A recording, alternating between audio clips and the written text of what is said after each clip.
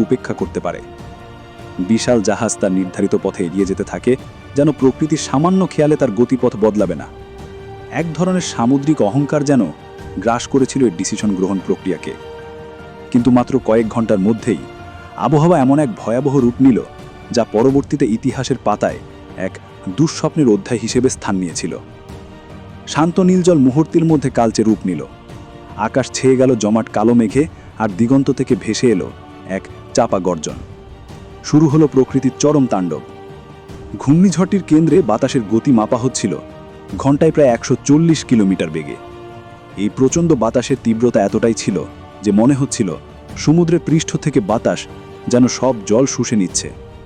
জাহাজের ডেকে শক্ত করে বাঁধা FA-18 যুদ্ধবিমানগুলো সেই দানবীয় বাতাসের তীব্রতায় নড়ে উঠল, যেন মুহূর্তের মধ্যে তাদের শিকল ছিঁড়ে তারা উড়ে যাবে।